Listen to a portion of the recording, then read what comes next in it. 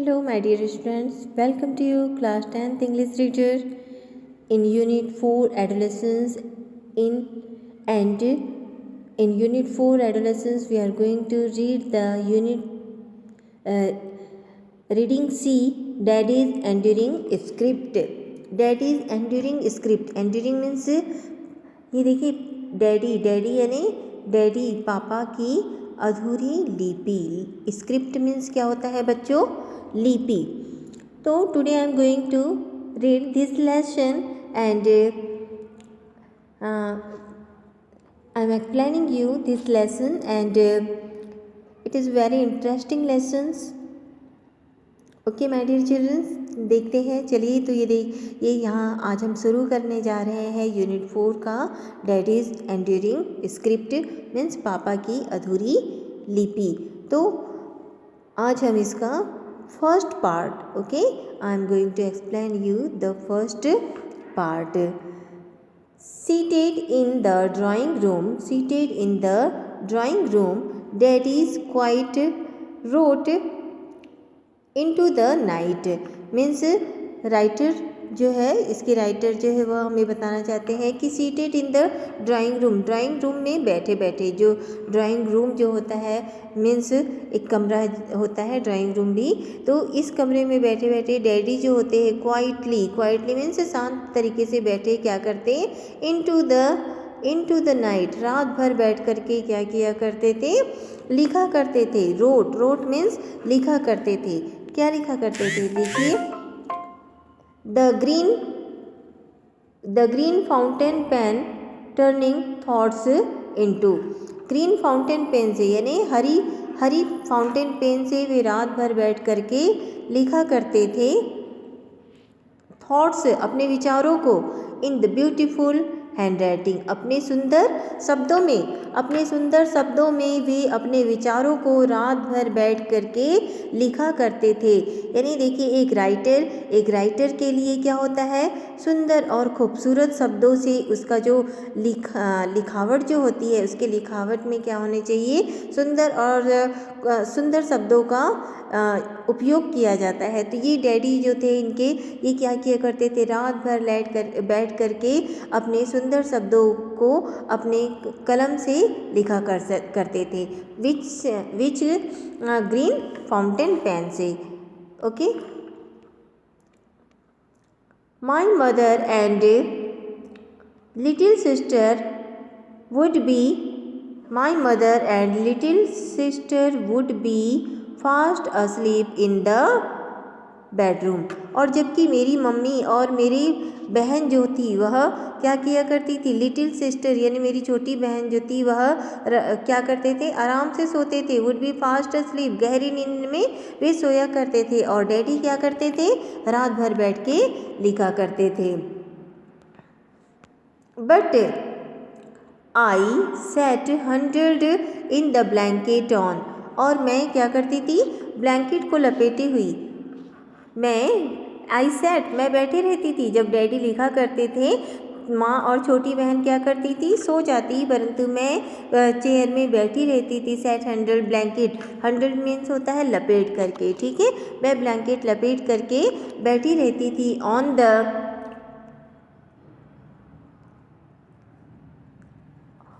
The cane chair opposite his desk and watch. पापा के chair के बाजू में मैं बैठ जाती थी और मैं क्या, डेस्क के बाजू में बैठा करती थी. एक चेयर में, केन चेयर में बैठ करके ब्लैंकेट को लपेट के मैं बैठ जाती और पापा जी को देखा करती थी, अपने डैडी. एंड वॉच्ड, और उन्हें देखा करती थी. किन्हें? राइटर को. राइटर जो थे वो जो रात भर अपने सुंदर शब्दों से, ग्रीन स्याही से जो लिखा करते थे, उन्हें मैं वॉच किया करती थी. It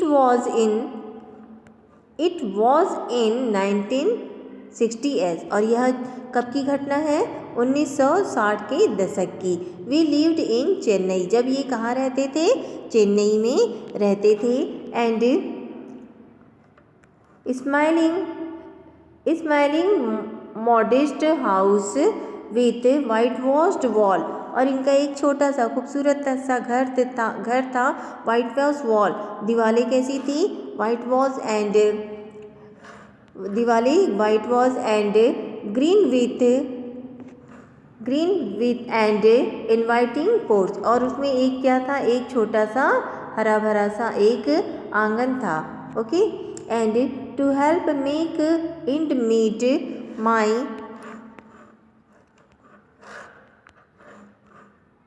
parents had rented out this house, और जो हम लोग जो थे देखिए to help make and meet my parents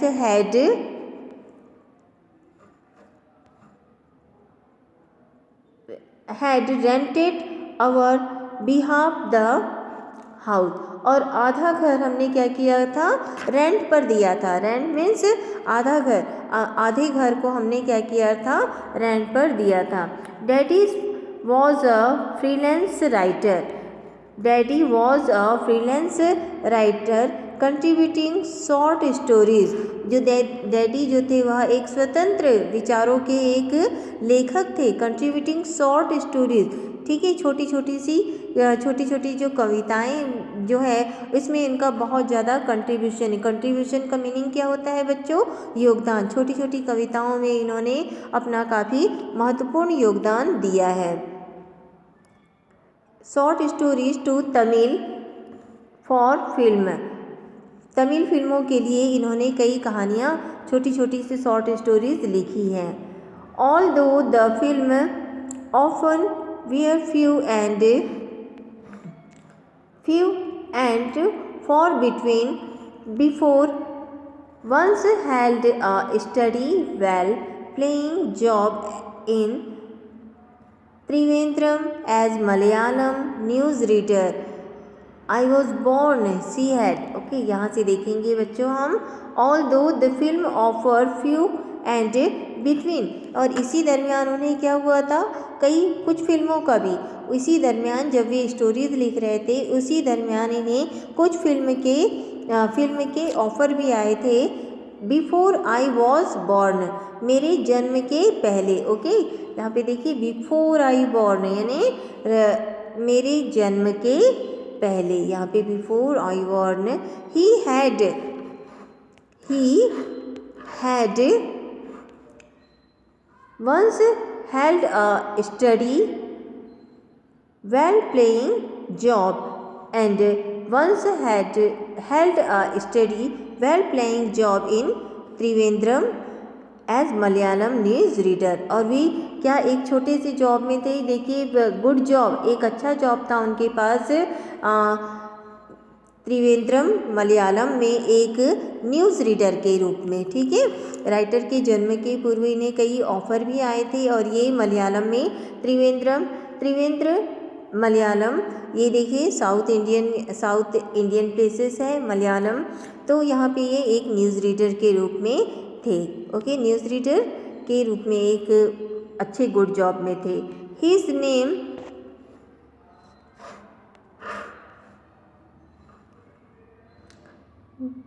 Nagercoil के Padmanabhan, and his name is the Nagercoil के पद्मनाभन। ठीक है बच्चों, आपको ये नाम अच्छे से याद रखना है, नागरकोइल के पद्मनाभन। नोन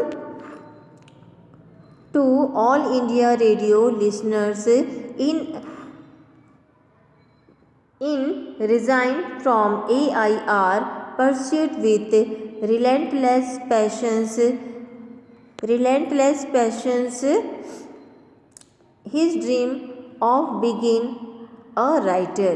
तो देखिए सबसे पहले तो ये एक राइटर रहे, ये एक न्यूज़ रीडर के रूप में इन्होंने केरला में त्रिवेंद्रम में मलयालम के त्रिवेंद्रम में एक न्यूज़ रीडर के रूप में रहे हैं। All India radio listeners in Kerala he had pursued relentless positions, एक अच्छी पोजीशंस में भी ये रहे हैं। And his dream was being a writer, परंतु डैडी का इनका जो स्वप्न था वह क्या था, ही वॉन्टेड टू बी एक राइटर बनना चाहते थे, एक अच्छे लेखक बनना चाहते थे। And sorry among daddy's early friends in daddy's early friends in Chennai were actress Gemini Ganesan. Daddy के जो दोस्त थे, देखिए तो इनके जो दोस्त थे, इनके दोस्त का नाम क्या था, Gemini Ganesan. And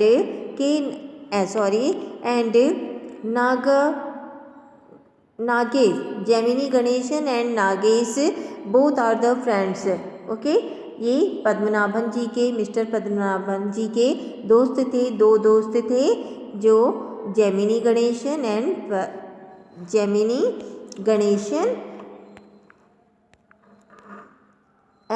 Nagesh. The comedian, दोनों कैसे थे, comedian, both are the comedian. Ganesan continue to visit us even after he become, Ganesan जो थे वह कंटिन्यू क्या करते थे, विजिट किया करते थे, टू बिकम फेम स्ट्रक, जबकि ये अच्छी पोजीशन में थे, स्ट्रक अच्छी खासी इनकी पोजीशन थी, उसके बाद भी ये क्या किया करते थे, हमेशा विजिटिंग किया करते थे, इनके घर आया जाया करते थे। As his blue flat drew, एक इनका जो as his blue flat drew he had tease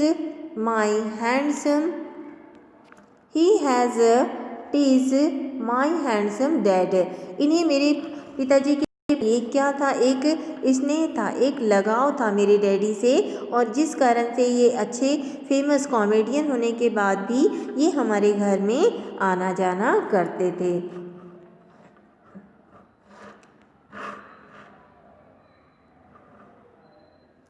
As his blue flat drove in, he teased my handsome dad, calling him Mr. Tamil for bridegroom, और तमिल में देखिए he had teased my handsome dad, calling him मापिलाई, देखिए इसे मापिलाई, ये तमिल का एक शब्द है, तमिल जो मेरे पापा को क्या कह के पुकारते थे, मापिलाई कह के पुकारते थे। एंड तमिल भाषा में इसका मीनिंग क्या होता है, bride groom. Okay, bride means क्या होता है, दुल्हा, और ग्रूम मीन्स होता है दुल्हन, तो दुल्हा दुल्हन। And the two would go on talking shop, और दोनों काफ़ी बातें किया करते थे, टॉकिंग शॉप, दोनों अपने काफ़ी बात किया करते थे। नेक्स्ट वीडियो में हम आपसे इस पार्ट 2 को लेकर के फिर मिलेंगे। Till then thank you and